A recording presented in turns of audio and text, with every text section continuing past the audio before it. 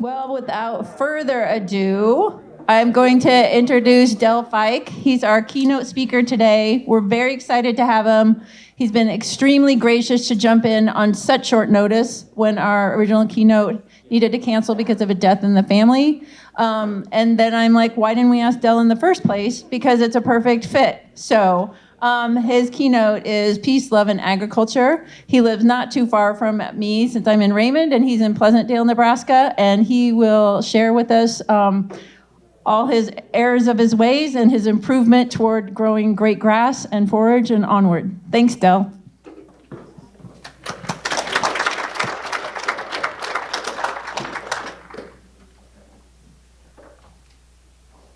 Can everybody hear me okay? We good? So I was prompted to promote the live auction. So everyone bid early, bid often, get that baby really rocking. I'm Del Ficke from Pleasantdale, Nebraska. Ficke Cattle Company, Graze Master Genetics.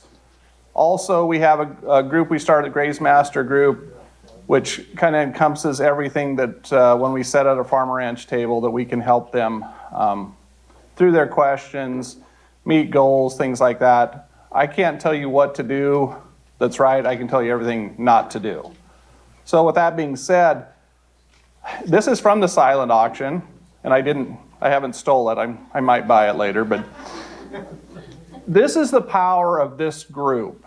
This is the power that we need in agriculture. This is a crazy name, Peace, Love, and Agriculture. How much of that is really in agriculture anymore? We can bring that back. Each of us can bring it back.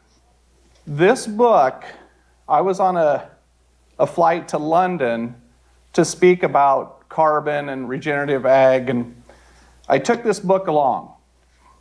And I felt, even though I haven't met Bob and this whole deal, first of all, I need to extend that, the condolences of a family loss is hard because family is so vital to what we're doing.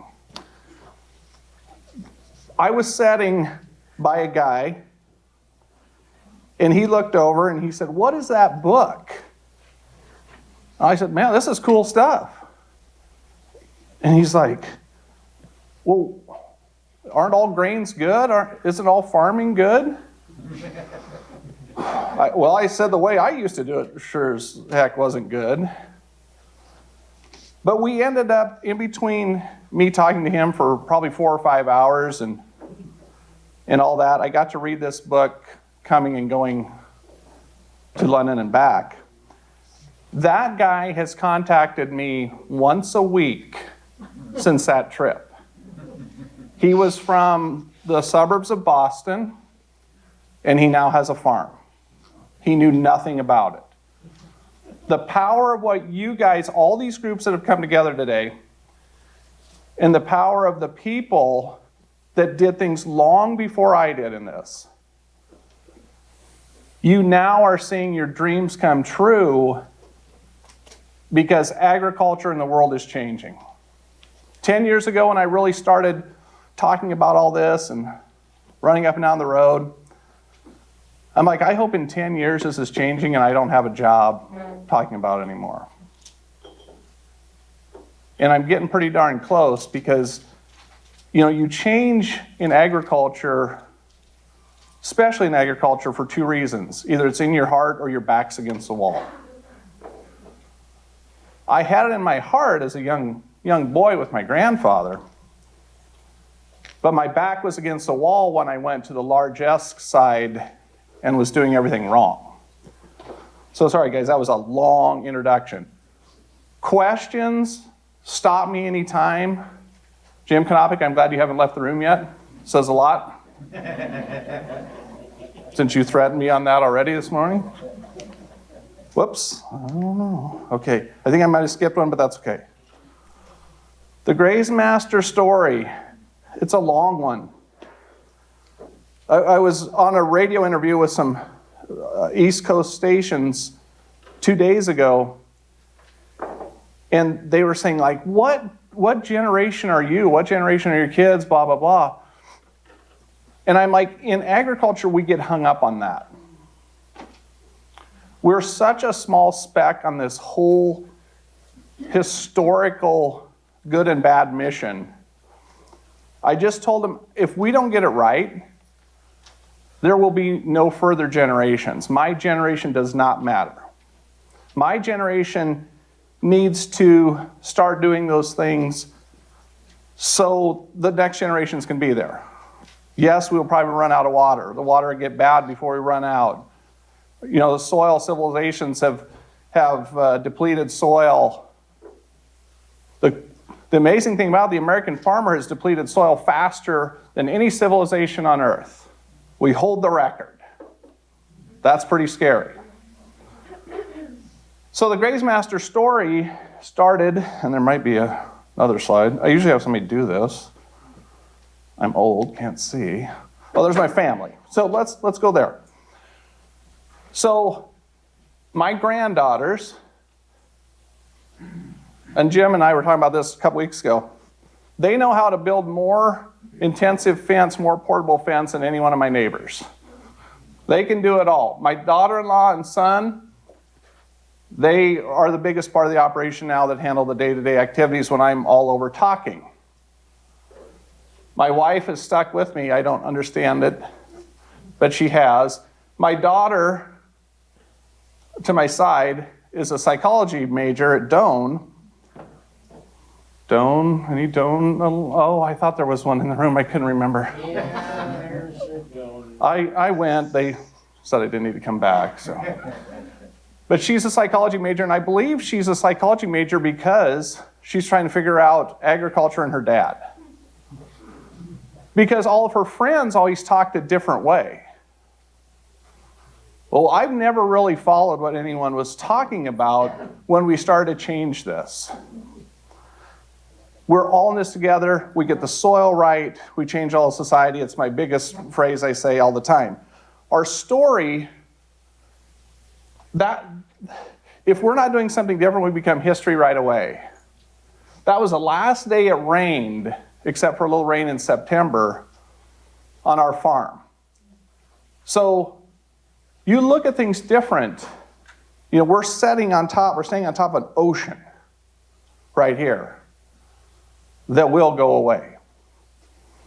My family, all we want to do is try to tell people there's better ways, and we can help you.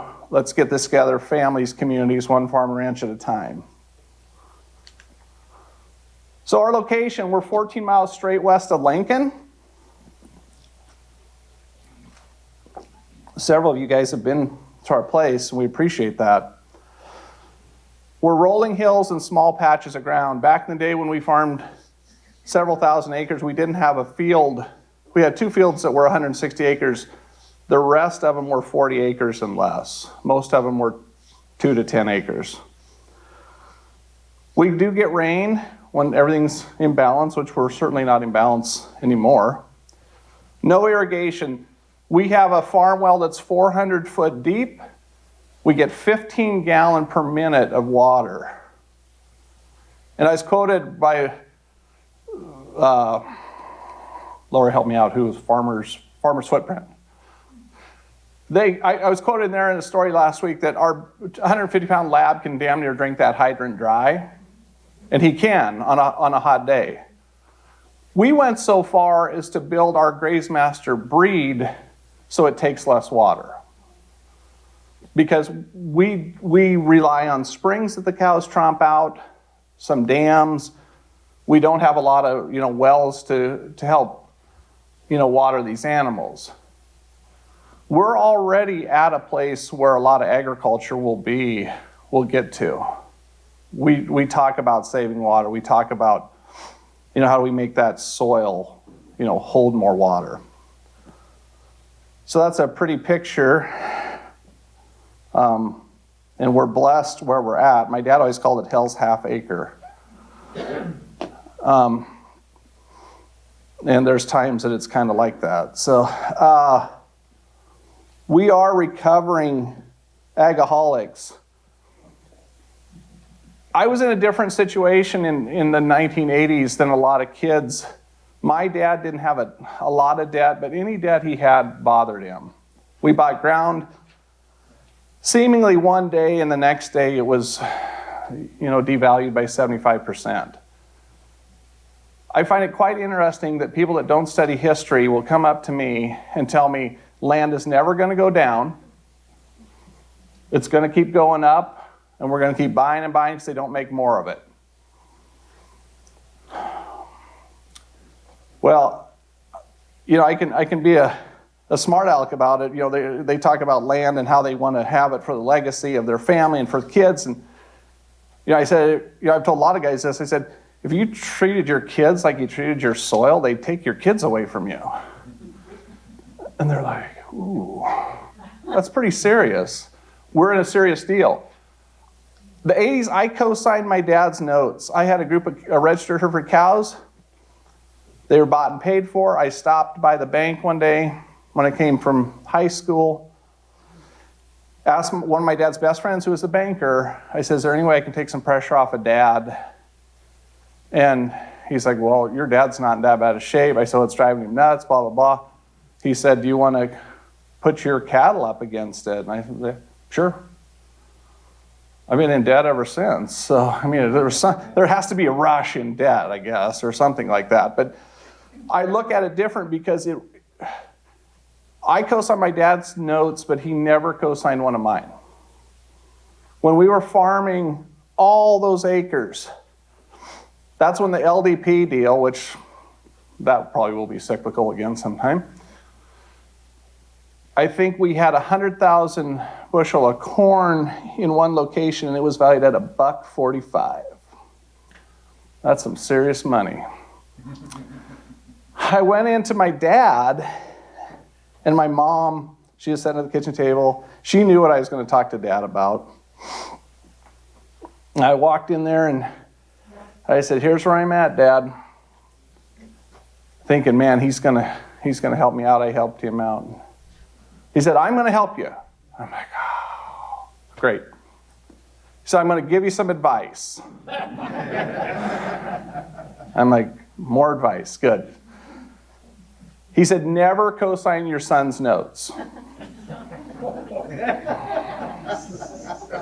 I was $2.5 million in debt. We had all new machinery. We were farming 7,000 acres, custom farming several thousand more. I walked out, and my mom just shook her head, went to the bank, put on my good face, said, I don't have enough collateral to keep going, but I got a hell of a bunch of potential. They signed the note. We're good. You can go another year. My back blew out. The farming deal went away on that scale. And I thank God every day for that happening. So at age 20, my dad turned it over to me, the whole operation. He was done.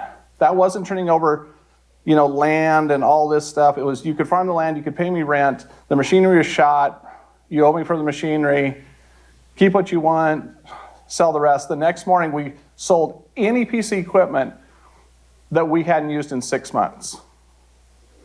Because I had debt to pay, I had all this stuff to do, and I didn't have a lot of time to, make a lot of plans with it. So when we were farming all that, we were running the cows. My dad helped me with the cows, series of back surgeries. Got to go to work in town, which really enlightened me. But we started to eliminate, and this is kind of back to my mom. My mom's still alive. My dad passed away 10 years ago. My mom's 100% check. She says it, boom, like it is. You don't have to wonder what she's thinking. My dad was German. He was methodical. And then you have me. So she's like, who is getting all of our money? And I said, well, this guy gets it, this guy gets it, this guy gets it. And she's like, hits her fist on the table and she goes, send him packing. That was more of a directive and more of a, something that encouraged me to do something on a larger scale than my dad, giving me the great advice about don't sign your kids' notes. I knew if I didn't change it, I no longer got Saturday morning breakfast with Mom. She would have shut that off. So we sent him packing. So we eliminated a lot of things we didn't need. When we think about it in agriculture, we don't need a lot. People are telling us we need this. need more fertilizer, need more chemicals, need more all that. But when you start getting it in balance with nature, as my grandfather, told me and convinced me, and I knew better, we just eliminated a lot. 90% of our vet bills, we use a little all-natural fertilizer, things like that. We utilize the cattle to really, build soil, bale grazing, biocarpeting, all those cool things that anyone can do. I get it so many times from people, they're saying, why do you want those guys, those salespeople out of business so bad? Because they don't care whether I'm in business or not. You're right, Troy, you're right. But on the flip side of that is I guarantee you every one of them, since we're all from an agrarian base, I guarantee you every one of those people wants to get back to the farm or ranch. All I want to do is help them. When I eliminate their job, we provide other opportunities. We'll help them get started. Community is revitalized. The conglomeration starts getting pulled apart. And I'm preaching to the choir here because you guys have all been way ahead of me on that. I'm a slow learner. Back to, we farmed 7,000. Right now we're at 400 acres, but only half of that is farm ground. So we run 100 cows on about 200 acres, which is some hay, some covers, pasture. We graze. Usually get 11 months of grazing. We're down to 1.6 acres year-round on a lot of our paddocks, and the cow herd that we built has helped us do that. As I said before, especially with this land price and all this, I sound like the old timer in the room. I usually am the old timer in most of the rooms. But everything's happened in history, and everything will happen again. So we'll see things go another way. We'll see things get better and a lot worse. When we think about depleting soil and water and all those civilizations before us, you get out in this country, where it's kind of sandy anyway, this isn't too far away from becoming a desert again. When that water shuts off, it's lights out, and they can't understand that could happen. No one owns the water. It belongs to all of us, and we all have a huge stake in that of getting it right. Same way with the soil. If I can make soil better, anyone can do it. I'm not that sharp. I'm glad I got kids that took after their mom because they're pretty sharp. I truly believe the soil and the cow will save us, but I also believe that there's multi-species that will do even better. I'm not equipped for that. I'm gone all the time, things like that. We have always underestimated the value of what we stand on and not what we stand for. We stand on when we're on that soil and that water, and we're breathing that air that's not as clean as it used to be, and things like that. Back to, that's where this group and groups like this, I love to talk to them, because everyone here has it in their heart. And there's a lot of mentors in the room for me. There's people, I wouldn't give some of them any credit to go to their head, but there's a lot of amazing people, and all you have to do, your best resources is sitting right at those tables. Remember when neighbors used to talk to neighbors? Now the perception is we got to do all this crazy stuff in agriculture to impress somebody that we don't even talk to. And that just can't go on. That's not sustainable. Any questions? And did I mention the great live auction? It was a great live auction. Everybody, yeah. Can you recommend any book? I tell you, if you read books, like my bookshelf crashed last weekend on Facebook. I had all my books stacked in my office. The craziest thing about it is I've always learned more about agriculture and stuff from the books that weren't about it, but were related to how the society changed because of it. You know, I've got tons of books. I can't think of one. I'll have to look it up. I can't think of any one that sticks out. Most of them have the same message, but when we study that history, not just Plains history, European history, but that ancient history, it tells us exactly what's coming. How about Greg Judy? Yeah, I know I've read some of his stuff. Yeah. I mean, there's not a bad person in this whole deal. No. I mean, I'll tell you what. With NSAS, I learned more from Dr. Terry Gomper, oh yeah. who was known worldwide, an extension educator, about grazing, going on a pasture walk with him, than I would have during a whole quarter going to school class. Yeah, they would have just messed you up. I totally agree. I'm glad you said that on the Greg Judy deal and also on the Gompert deal. Jim and I talked about this 2 weeks ago, didn't we? Like what really inspired us, and it's guys like that. Doug Garrison, we've talked about it. That's the kind of difference people make when they just take the time to talk to one person, then it snowballs. So there are great people out there, and I mean, he was premier. We work with an Angus operation now that's followed his principles to a core, and I don't really care for Angus cattle, black Angus cattle that much, but it's in our operation. So it started with Terry's deal. So yeah, thank you, Troy. That's a great shout out. I don't know if it's been mentioned yet or not, but one of the things about becoming a NSAS member is that we're now associated with Acres USA. And you're entitled to discounts on the magazine, their book literature, and their sales in March. But maybe Ruth has told more about that. No, but we'll talk about it later. Thank you so much, Troy. Yeah. Still no questions other than the really good questions? Go ahead. So you talk about history is telling and retelling. Right. I'm on the board of directors for an NRD here in Nebraska. And I'd like to get your advice on how to convince people who have always done it this way and have a lot of money invested in doing it this way in terms of equipment, et cetera. How do you break through that mindset? Have their backs thrown out.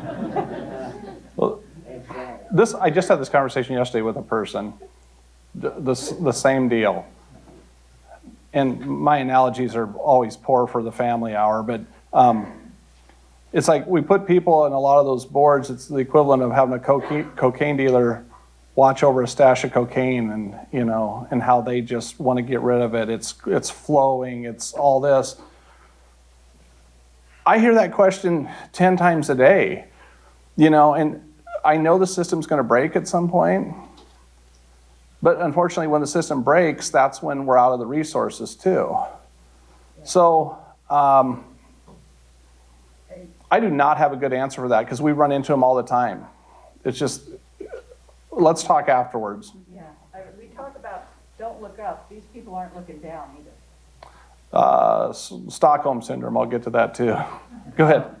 Just how do you, this is the way we've always done it. 100 years ago, we didn't do it this way.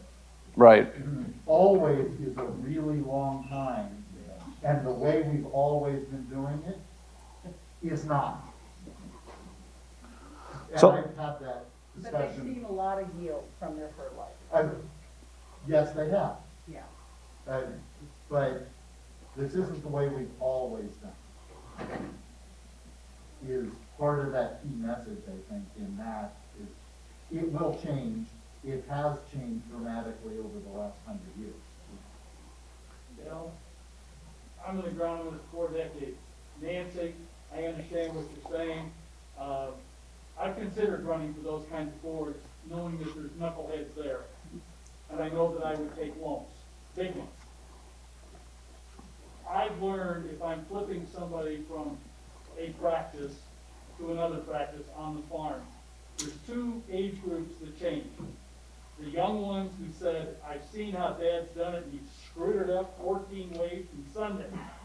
Or the grandpa who says to the bank, I don't need your money, I'm going to do it the way I want to do it now. Those 2 groups convert sooner than any other group in the middle, because they got a banker they have to talk to, they got seed salesmen and all those people that lie, listen to them. So, to Nancy, thank you for taking lumps. For anybody who's thinking about stepping into one of those positions, please do it and know that you have people around who give a damn. You may not find them easily, but find them. And Dell, just keep preaching. Thank you. Has everybody heard these questions? I was supposed to be repeating them. Has everybody heard them okay? Okay. All right. I've got, when you were farming conventionally, what was your primary crop, and did you have a rotation? We had tons of crops. We had everything: corn, soybeans, milo, barley, wheat, oats, alfalfa, red clover. We were doing it right that way. So we were seeing advantages of it, but we didn't understand that we were seeing the advantages, because people were still taking our soil tests, and they were the same people that were selling us product.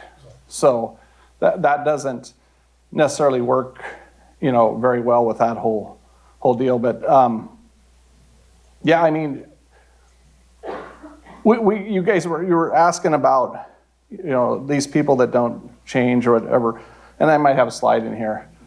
But, farmers and ranchers suffer from the Stockholm syndrome. They become friends with their captors. I was, like, big time. The biggest, I watched my dad say enough was enough when I had my first back problem, and I was on the couch for 20 days, basically paralyzed. I couldn't walk until they got me in. My cousin, he helped me get me to the bathroom, all this. They both happened to be there the day that the John Deere salesman came, and I'm not just bashing salesmen. I'll bash everyone eventually in this deal. So I just told him that if I get back in a tractor or a combine for any length of time, I'll be paralyzed by the time I'm 40. He didn't even hear that. We had just ordered, or in the process of ordering a new combine, or 2, I can't remember.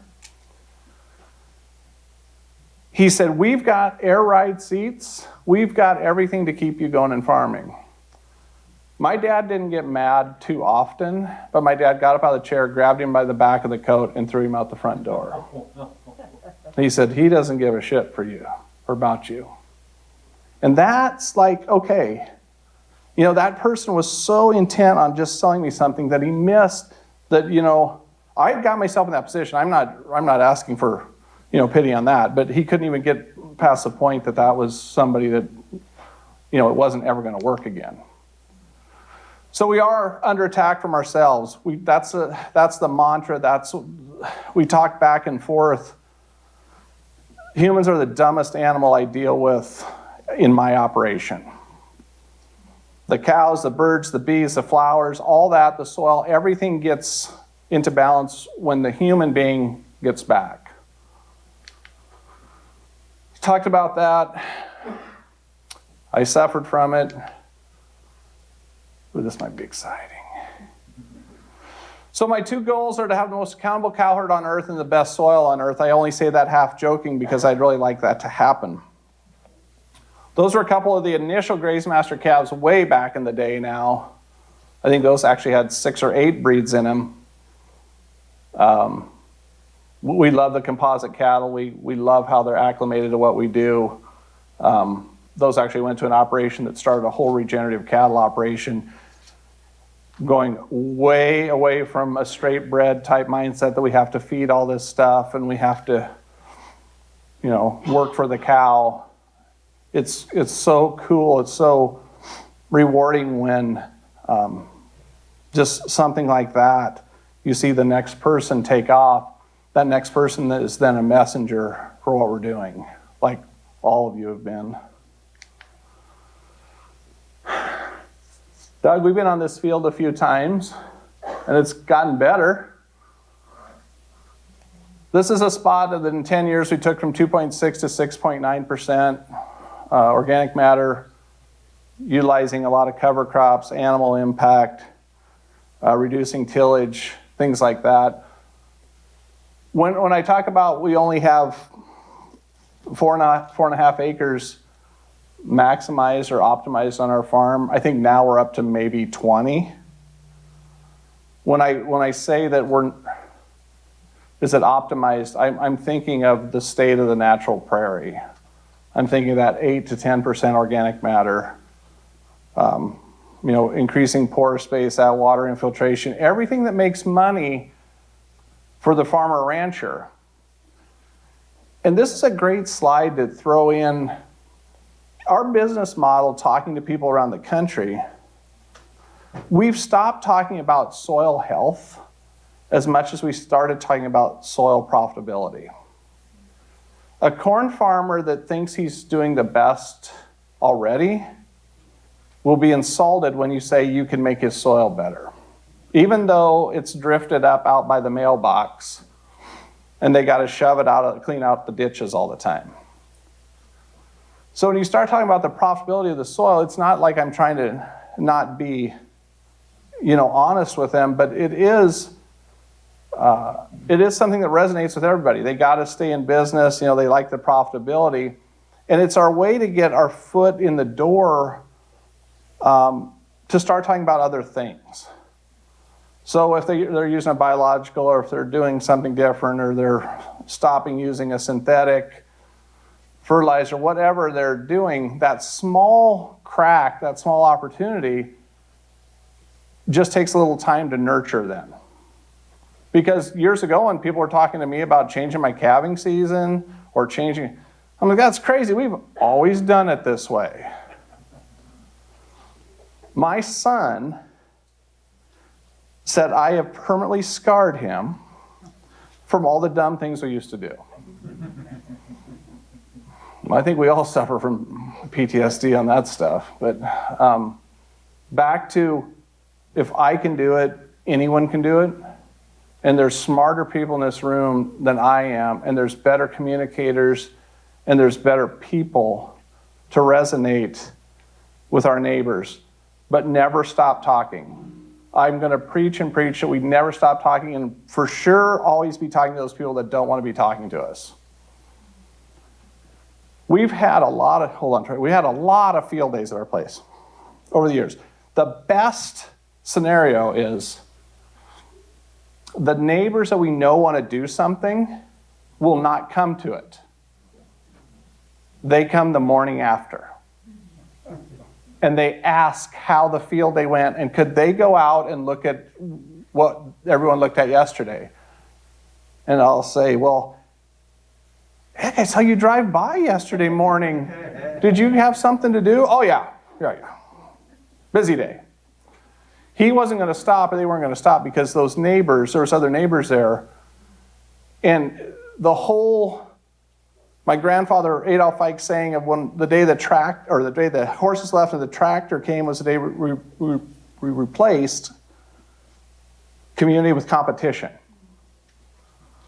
We replaced that community with competition. No longer did you need a group of people to help you to do anything. Way back in the day, put up hay, threshing crews. Right. You keep livestock on the place, you're always going to need some neighbors, because there's always going to have something that comes up that you need them. So, did you have something, Troy? Well, you can't, the quality of your soil test is the goal. And you can't measure it by the bushels per acre. Because if you're putting anhydrous on your crop field, you have totally neutralized all soil health and soil life in the soil. So you become a drug addict, having to put on anhydrous in order to get a yield, which will never pay for the soil health that will continue to pay dividends once it's brought up to speed. You can never catch up when you start doing that. It's like drinking beer on a hot day. You can't stay hydrated. That's a PSA for everyone. You cannot get ahead of. You would think the more you drank, and it's good cold beer, that you could stay ahead of it on a hot day, but you can't. You're still going to dehydrate. So, yeah, people don't understand that what they're doing. People don't understand what they're doing is wrong because the people that they've always valued are saying it's right, and those people still think it's right because of what they were taught. So we have unlearning and relearning to do. And I certainly had a lot of unlearning, and I'm trying to do the relearning. Back to the soil, this field's probably at about an 8.2 now. There's a field right across the creek from it that we used our prairie rehab program on that's nearing that too. Oh, if you can't show cow manure before lunch, you're not at the right meeting. You're just not at the right meeting. It's just not going to work. I'm infatuated by dung beetles. Thank you, Doug. We've talked a lot of dung beetles in our time. We've dug in a lot of manure piles. When you start, there's two things that I said I knew I was starting to get it right on my farm: when the birds came back and the dung beetles came back. That meant we were no longer doing harmful things to keep those at bay. We stopped pouring our cows and deworming our cows 8 or 10 years ago. Stopped using anything other than natural type minerals, things like that, which we don't hardly use any of those anymore. But when the dung beetle comes back, the whole cycle is starting to change.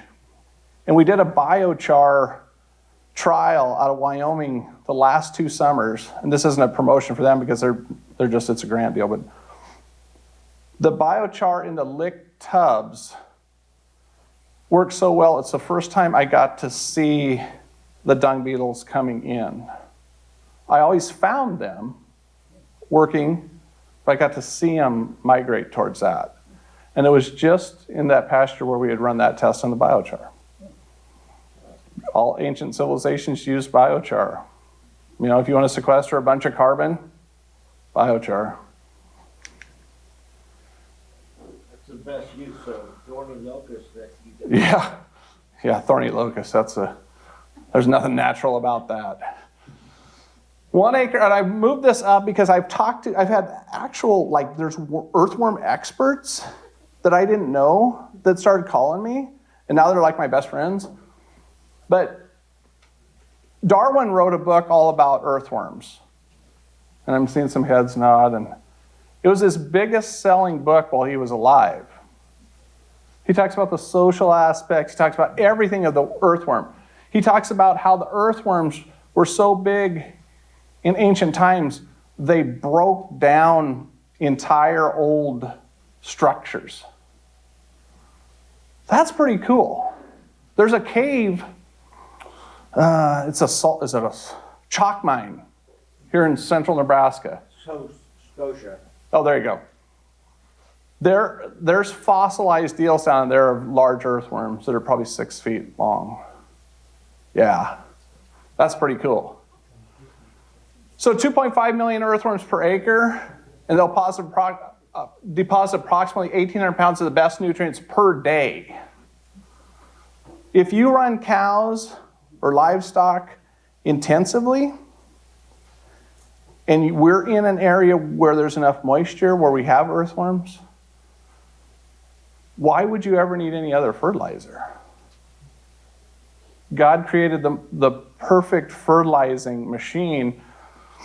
My mom likes to mess with people. 2 Christmas Eves ago, our neighbors, they farm a lot of ground, and oh my gosh, the old grandma, she was my mom's age, and she sat down in church on Christmas Eve, and she said, we didn't get fertilizing done. Ground's froze up. My mom's like, we're fertilizing right now. And she's like, how can you get through it? The ground froze, they're busting shanks. She goes, no, the cows fertilize 24 hours a day, all year long. And I thought that this lady missed it. The next summer, her grandson was doing rotational grazing and asking me a lot of questions on how to do that. Now, they are profit-based. They didn't want to miss out on something that they could make money, but however, whatever brings people to it, once you do it, then it's in your heart. Then you're in that position to want to help people. Any other questions? Like, if this isn't a cow dude standing out there in shorts, I have loafers on, looking at that cow. I mean, nothing says cow guy like that. We graze alfalfa year round. We love grazing alfalfa. That just happened to be a patch we kicked them into. When we think about those recycled nutrients that those cows put on, 75 to 100 pounds of manure and urine per day per cow on a 1,200 pound cow. That's pretty amazing. When you tighten that up and you condense all that, you got a real party of nutrients and things going. So we bale graze what we call our rescue spots. And that's really thin soil, old cow track, something, anything that we want to really get something going. So that's from several years ago now, but it shows the idea. We're letting them eat. And Doug, I saw you had yours out when I went down the highway yesterday. You're ready to bale graze. That looks amazing. I wish I had a picture of that. We put those out. The cows eat what they want. The better forage, they're going to do a better job of eating it. They eat what they want. They tromp the rest in the ground. Manure and urine, translocation of seeds that are in that bale. Feeding hay is profitable. And regenerative people that say you shouldn't be feeding hay, you're not doing it right. Well, 60% of our hay gets attributed to soil health. The rest to some translocation of seed and the cows actually getting nutrients. So, this is from 3 years ago. This is the edge of where they bale grazed and pushed it back. It doesn't show it very well in this picture, but this soil was way darker. There's the line. Yellow soil, clay soil, earthworms, no earthworms on that side. So in 3 months, we built an inch of topsoil, and we brought the macro soil improvers. I mean, they're the first thing when you see them in this country, you know you're doing something right. That's the spot where we had done it. You can see it. Another pink shirt. I wear nothing but pink. Jeez, what a great color. So when you think about the difference where we had placed these, and Nate Belcher, a good friend of mine, he's done all these tests for us. 3.13 tons more per acre in that spot than the 1.79 on the outside of that spot. The cows needed to eat. It was a poor, very poor spot. And we improved it that fast. So when you think about that, use everything as a tool, not like, when we consult, we come on a place and we look, we dig in the weeds and we kick over rocks because people can't see what they've got. Or we tell them they need to sell $1 million worth of machinery or something like that. We were feeding the hay, we need to feed the cows, we need to build the soil. There wasn't much grass there. Yes, that's brome, but it's still, it's something growing there in better soil now. Biocarpeting is what we do mostly now, where we unroll the bales, because we do a little bit more of a larger area to translocate seeds. So we'll do a lot of cover crop bales, where we'll bale cover crops, and then we roll them out there. The next spring we have all these different seeds and nutrients. So you unroll the bale, you don't shred it? We used to shred it, but it was too expensive. So we were running a bale processor in a 4240 John Deere, and once a week we were filling it with fuel. And then we'd have a bearing go bad. And then the time and all that. So we sold it and just went to unrolling it. We don't even have a bale unroller. We just kick it behind the tractor, let them move it. So, yeah, it's a pretty fancy way to feed cows. Should be in all the magazines pretty soon. So. But it builds soil fast. And I don't know if I've got a spot. That's the results. That was never seeded. That grass came in the bales. Laura, you've been to that spot on the east side of the road, the prairie rehab spot. That's pretty sweet. Never seeded. So everything we bring in, a lot of that was expired CRP hay that back in the day we bought for $5 or $10 a bale. And we unrolled it. And now we know with our intensive grazing on those spots, though, that we brought a lot of species of forages back because they're still in the soil too. I don't think anything is extinct as far as plant seed. I think it's all in the soil and we just have to get it to the point where it comes back up. So. What's your cost per acre when you do that, more or less? Oh, if we would have bought the seed, No, I'll start with there. If we would have bought the seed, there's 70 to 100 different grasses, forage, everything in there now. So if we would have planted all that, we'd have had $800 or $900 worth of seed cost. So we probably used 5 or 6 of those bales per acre. So we'd had some time. Everything we do has to have a time factor because farmers and ranchers can't quite understand that their time they should be paid for. And they always, when we figure, enterprise analysis, they're always like, I don't need anything figured in for my time. I'm like, well, come work for me then. I'll let you work for us for nothing as long as you want. We'll even feed you. Yeah, you bet. Room and board. So, we have substantially less, but if we would have just seeded those seeds, we wouldn't have the nutrient impact.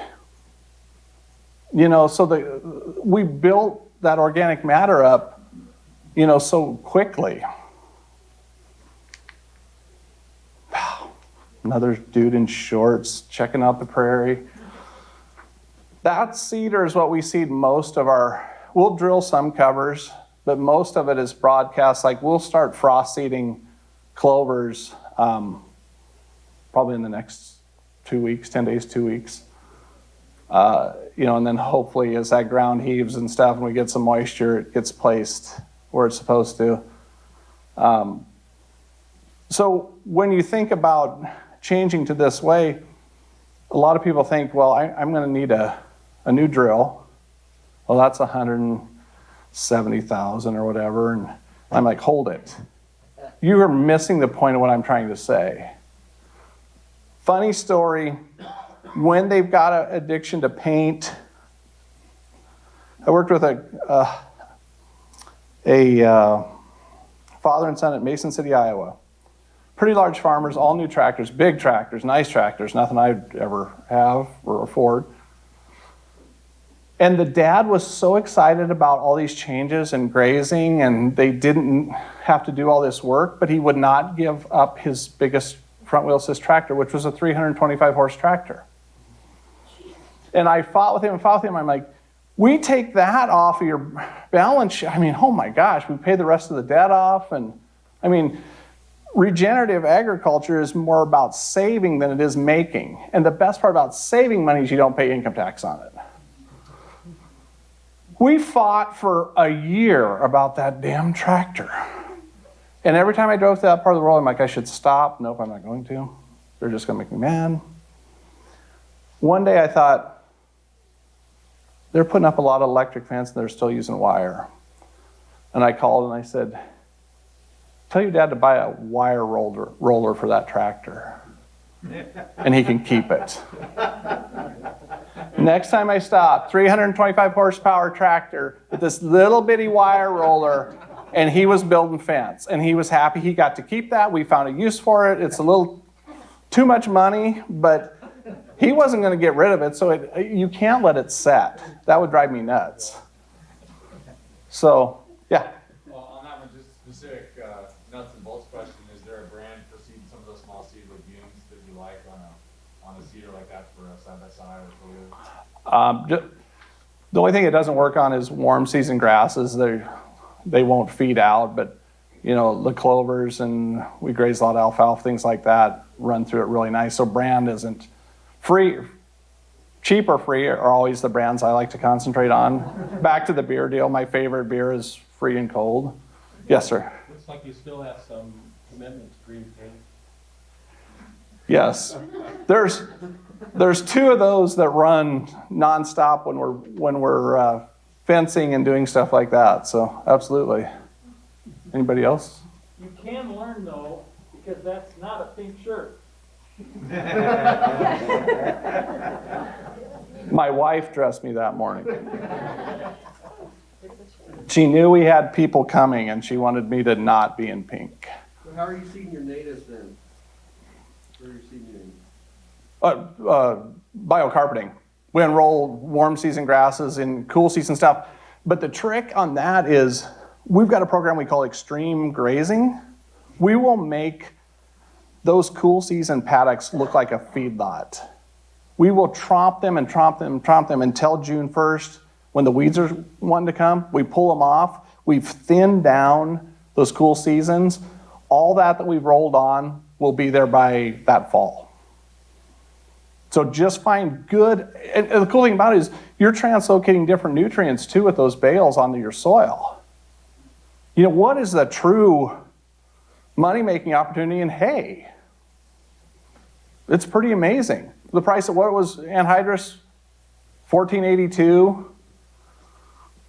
Well, you wouldn't put anhydrous on it, but I'm just saying fertilizer cost alone on what you're doing on stuff.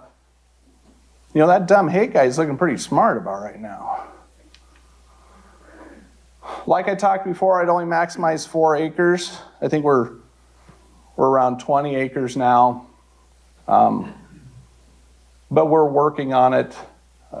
And finally, I've got more help around there when I'm not around that they can do that. And so it can be done any place. All the acres of soil in the world are depleted in some way, shape, or form, and all can be revitalized through some type of regenerative practice. Do we use the same regenerative ideas in the high country? Came out of the San Juan Valley 2 months ago. They get 8 inches of rain. It's pretty hard to, in that fragile environment, to really figure out a way to make it better. They got cows, they got fence, they got crew, they feed some hay. So it's very doable. We get into bigger areas, then it's pretty tough to start figuring out how we're going to make that work for everybody. So I have the most profound or confused look on my face, as everybody can see. So all the retailers, all the salesmen, everybody stopped. My good friend, the vet, doesn't even hardly talk to me anymore. But the people started coming, and this goes back to the calling I had. My grandfather, and many of you have heard this, took me to that spot, a spot that we were at a lot in the pastures, and I could hear, this was a true calling. I could hear him telling me that you're not the first, you're not the best. I'm like, well, that sounds typical. That sounds more like my dad. But he said, you're the most vocal, and you won't back down when people are asking or fighting or doing all this about it because you understand blah, blah, blah. So I don't know if he was saying I was stubborn or what, but that was NPR. They came out. This is the craziest deal. I remember that day because the guy running the camera, he said, is there any way we can get these birds to be less noisy?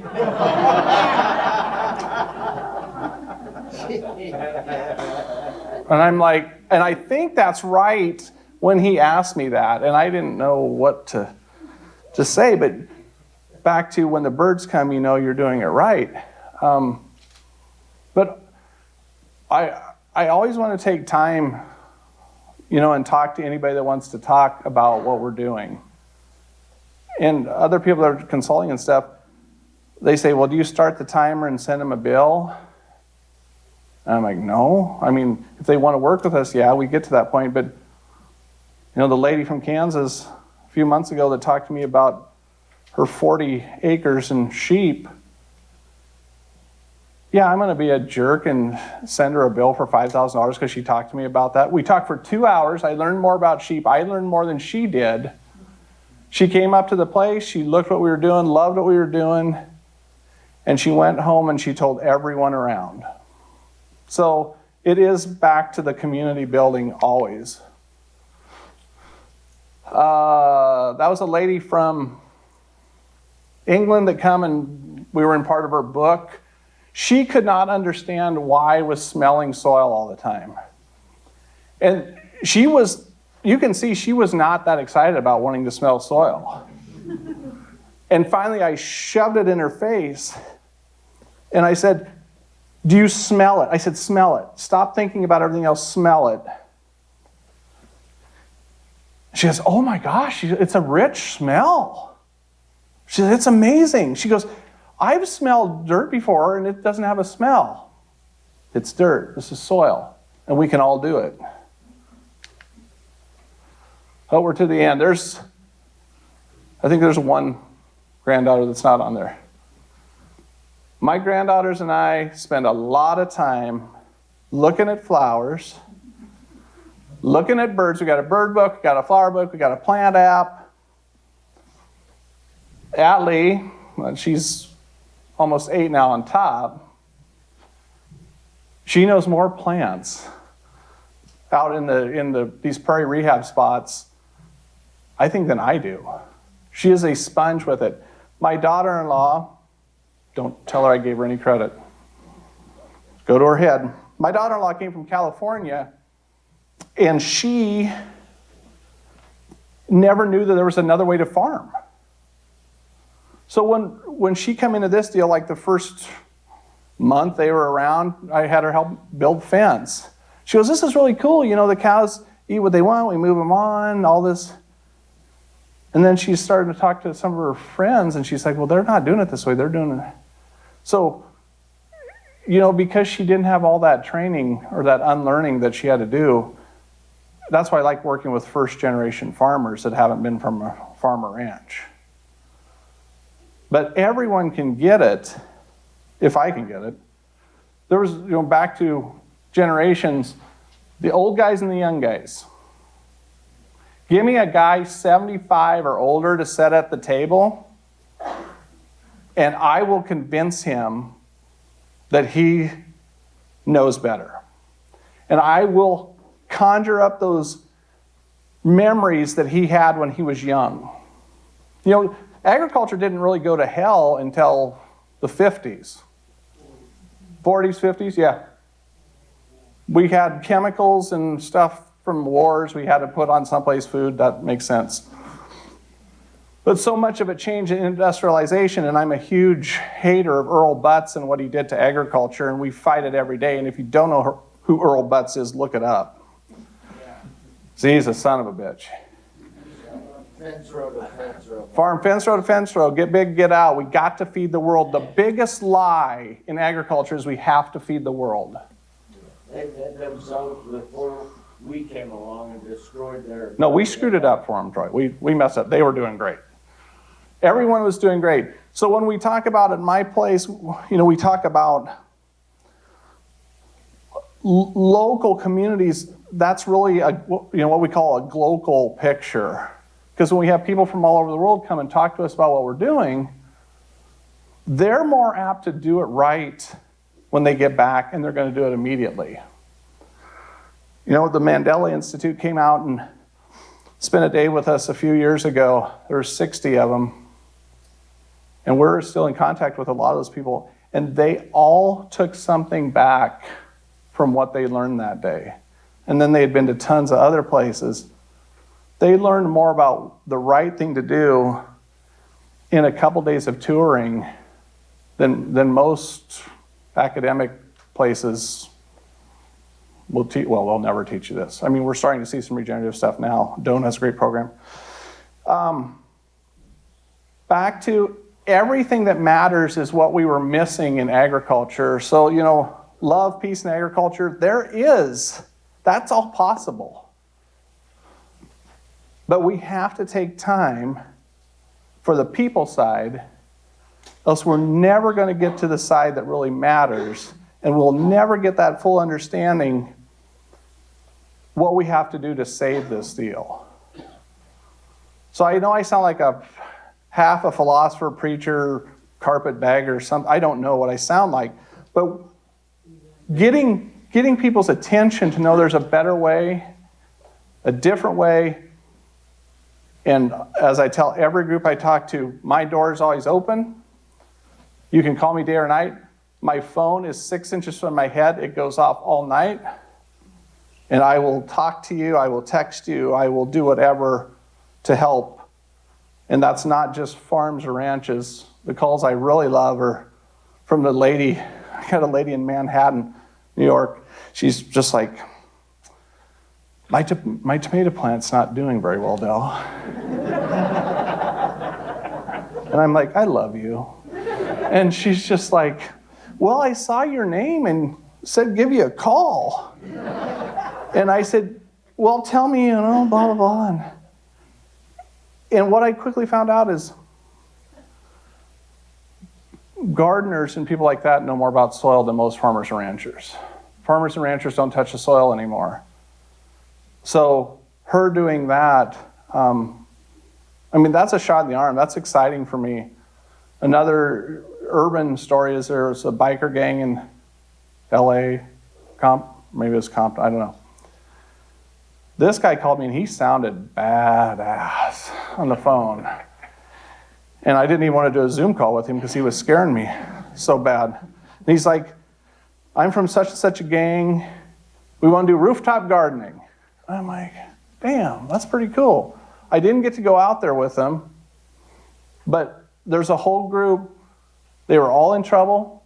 They all had, lives that were screwed up for one reason or another. But when we touch the soil, or when we change the soil, we get it right, we'll change all of society. I get to see it happen every day. So I know I'm a little early, that's the end of it. If you guys have questions or anything. So, are you, in addition to the cattle, how are you diversified in any other livestock or poultry? So we're getting our next batch of hogs in soon, and we've done goats. We won't market any of that through our meat program because we won't market anything that we don't raise. I need to know from conception to consumption exactly what that animal is. I will not sell anything. And so until we get back into breeding some of our own hogs and stuff like that, but we love that. And we've actually got a multi-species consultant on board with us now that works with people. So, yeah.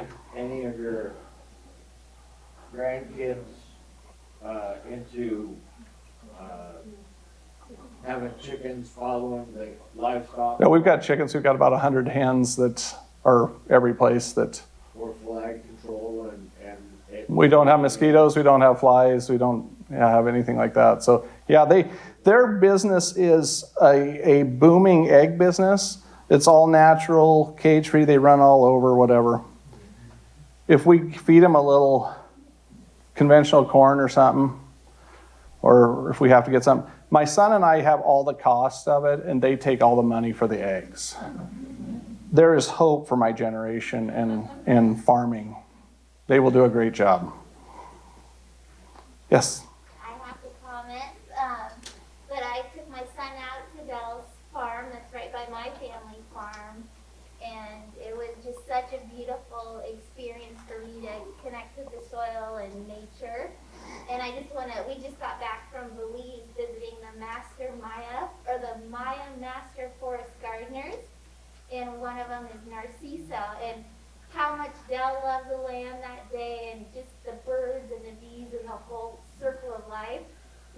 That same feeling happened getting to see Narciso, look at the howler monkeys, but the whole thing is they have monoculture encroaching all around the rainforest, and he said that monoculture will come over and try to steal his earthworm. I don't And doubt so that. it's happening all over, but just that whole, like, he was getting really intense like you are with all the plant species, but then he'd look up and see the howler monkeys and the birds, and very similar takeaway for me. You got to stop and smell the roses, you know.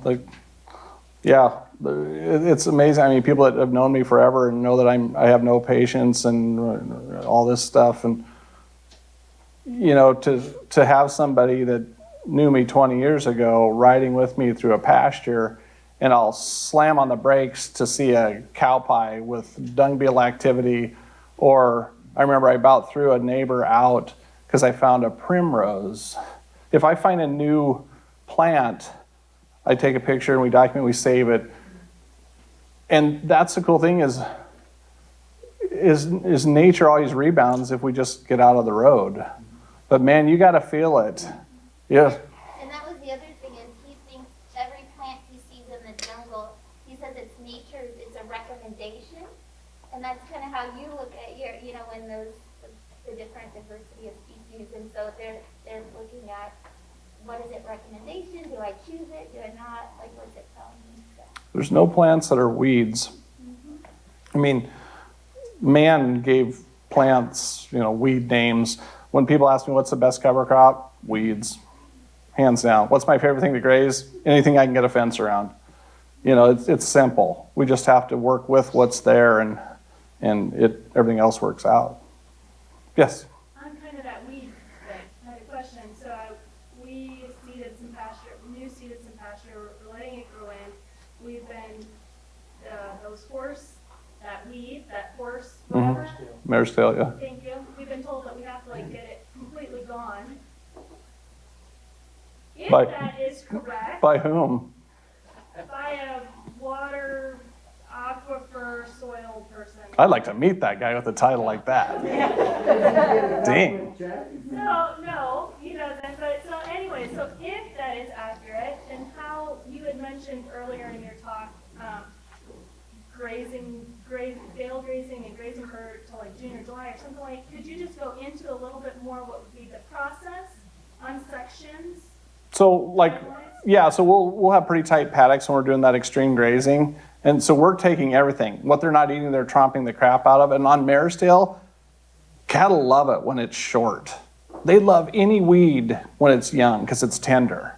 So if you can get a bunch of cattle on there early and, you know, kind of keep them tight so they finish out, you know, a spot before you move on, you'll start to eliminate it. But just don't spray it because that's going to kill everything else. So. What about poisonous hemlock? Oh, What do you do with I just talked to somebody about poison hemlock. Yes. Tromp it. Lots of cattle, tromp it. So 2012 is when we changed our operation a lot because it was dry then. We got into some spots that we didn't ever graze until fall. And those sloughs were Reed's canary grass, which I love, and poison hemlock. My dad tried to spray and spray and spray. My grandpa's like, to hell with that stuff. The only person it's going to bother is Socrates. He said, forget about it. So 2012, we would put 100 cows on 2 acres of this. It was green, it was beautiful, but there was still grass to eat. They tromped that so severely in 2012, we don't have a speck of it. We didn't have a speck of it the next year. So they're not in danger of eating them? Sometimes they are, but if that's the only thing they have to eat, yeah, there could be a good chance of it in different times. But they were just tromping that to get to the grass. So if your cow's dying, that's my disclaimer. Go ahead. I've had cattle eat it, and if it's the only thing they're eating, you're going to get in trouble. But Yeah. we told the same thing about hemp dog weighing. We just started eating them. Yep. It's just too hard to fence it out. Exactly. If it's the only thing they eat, okay, you got a problem. But if Right. it's in with a diverse sward and they eat it all, And it's there for a reason. yeah. No, God didn't make mistakes on these plants. It's telling us something, it's showing us something, or it's providing us something. Well, that's what was his name that had said it was a recommendation? I really like that. 'Cause that's the best parenting advice I was ever given was trying really hard to see who your kid is and then help them be that person. And I feel like we need to do that more in agriculture. Try really hard to see what your land is trying to be and help it be that. It talks to you, it tells you. I mean, I'm a firm believer. Everything comes up for a reason, or it's telling us that maybe we're doing something wrong, but maybe it's also just telling us it's that opportunity. So.